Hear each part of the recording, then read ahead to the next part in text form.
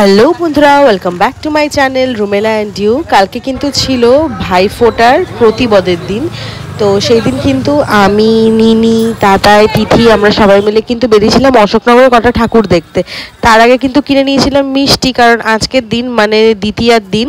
আমাদের তো ভাতৃ দ্বিতীয়াতে হচ্ছে ফোঁটা, আমরা দিই, মারা তো প্রতিপদে কালকে দিয়ে দিচ্ছে। আমাদের মিষ্টি যেগুলো কেনার ছিল সেগুলো কিন্তু কিনে নিয়েছিলাম। ইনফ্যাক্ট আমার দিদুনও কিন্তু ভাতৃ দ্বিতীয়ার দিনই মানে আজকের দিনেই কিন্তু ফোঁটা দেয়। তো দেখো এখানে আমরা একটুখানি হচ্ছে ঢং করে নিচ্ছি। তারপরে দেখো নিনি বললো যে চল একটা ভালো প্যান্ডেল আছে, কয়েকটা প্যান্ডেল দেখবো করে বেরিয়েছিলাম। মিষ্টি কিনেছি বলতে পারো রাত 10টার সময়, তারপরে প্যান্ডেল হপিং করতে বেরিয়েছি 11টার সময়। ফার্স্টে কিন্তু চলে এসেছিলাম একটা ক্যাফেতে। সেই ক্যাফেটা ভীষণ সুন্দর ছিল, রুফটপ ক্যাফে ছিল।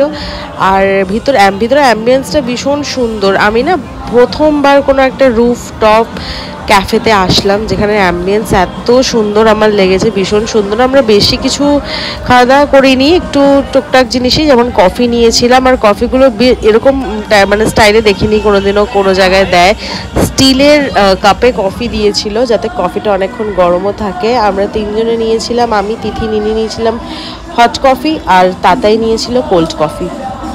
তো তারপরে খাওয়া দাওয়ার পরে দেখো উপর থেকেই কিন্তু আমরা একটুখানি দেখছিলাম প্যান্ডেলটা। তারপরে কিছুক্ষণ ফটোশ্যুট করলাম, কিছুক্ষণ না বলতে পারো বেশ অনেকক্ষণ ফটোশ্যুট করেছি, মনের মতন করে ফটোশ্যুট করেছি। বাট হ্যাঁ, মোর কোনো একটা টাইমে মনে হচ্ছিল যে শুরুই যেই থাকতো তাহলে কতটাই না ভালো হতো। আর দেখো ক্যাফেটার নাম হচ্ছে দ্য স্কাই লাউঞ্জ ক্যাফে, ঠিক আছে। তো এটা হচ্ছে হাবড়াতে ক্যাফেটা। তো তারপরে ক্যাফের উপর থেকে যে প্যান্ডেলটা দেখছিলাম সেই প্যান্ডেলে কিন্তু ঢুকে পড়েছি আমরা। ভীষণ সুন্দর করেছিল, পুরো গোল্ডেন থিমে করেছিল একদম, এত ভালো লাগছিল।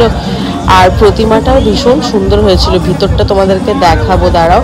তখন বাজে যে যখন আমি ভিডিওটা করেছি তখন বাজে রাত 11:15, 11:30, 11:15 মতন, হ্যাঁ প্রায় ওরকমই বাজে।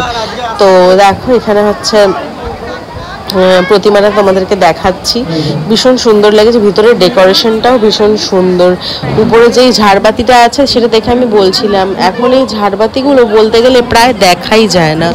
এখন লাইটিং দিয়ে এমন করে ঝাড়বাতিটা তেমন এখন দেখা যায় না। তো দেখলে বেশ ভালো লাগে, আলাদা ভাইব আসে। ওই 12টা নাগাদ, 12টা সাড়ে 12টা নাগাদ আমরা কিন্তু অশোকনগরে এসেছিলাম। অশোকনগরে 8 নম্বর বলে একটা জায়গা আছে, সেখানে এসেছিলাম। সেখানে এই প্যান্ডেলটাও মানে দেখলাম। এখানে সামনে না একটা পুকুর আছে, আর পুকুরটার চারিদিকটা সুন্দর করে বাঁধিয়ে এরকমভাবে হচ্ছে মানে লাইট শো টাইপের করেছিল, ভীষণ সুন্দর। মানে এক একটা গল্প বলছে আর সেগুলো হচ্ছে পিকচারাইজেশন করে ভীষণ সুন্দর করে দেখাচ্ছিল। মাঝখান থেকে এরকম সুন্দর ফোয়ারা একটা ছিল, ভীষণ ভালো।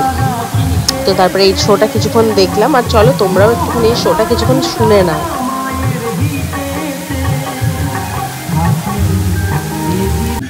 শুরু হয় তার প্রথাগত শিক্ষা, তারপর কলকাতার বিখ্যাত প্রেসিডেন্সি কলেজ। নরেন পড়তে খুব ভালোবাসতেন।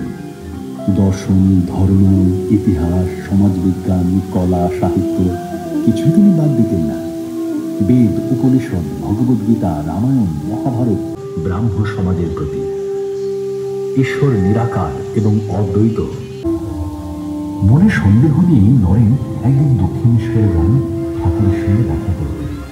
তার অনুরোধে একটি গান গাইলেন।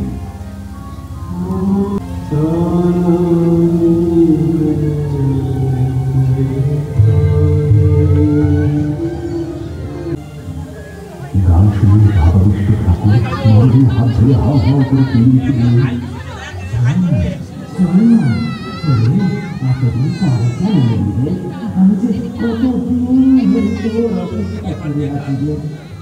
তো ওই প্যান্ডেলটা দেখে তারপরে কিন্তু আমরা বেরিয়ে গেছিলাম। আর এদিকে রাস্তায় দেখো যত রাত হচ্ছে লাইটগুলো আরও তত বেশি সুন্দর লাগছে, লাইটিংয়ের কাজগুলো ভীষণ ভালো। আমরা চলেই যেতাম, বাট নিনি বলল যে চল, আর একটা প্যান্ডেল হয়েছে 8 নম্বরে, ওটা অনেক বেশি সুন্দর। তো গিয়ে দেখলাম সত্যি এটা যদি না আসতাম অনেক বড় মিস করতাম। ভীষণ সুন্দর, একদম খুব সিম্পল বাট খুব এলিগেন্ট, ক্লাসি, দারুণ লেগেছে প্যান্ডেলটা। মানে দেখতে এরকম প্যান্ডেল সচরাচর দেখা যায় না, বাট এটা কিন্তু দারুণ লেগেছে। পুরোটাই বলতে পারো লাইটের উপরে কাজ করা। তো প্রতিমাটাও ভীষণ সুন্দর লেগেছে। তো এইটা দেখেই আমরা বাড়ি ফিরে গেছিলাম। আর হ্যাঁ, বাড়ি ঢুকেছিলাম আমরা রাত 1টার সময়। তো কেমন লাগলো আমার এই ভিডিওটা অবশ্যই কমেন্টে জানিও। চলো টাটা।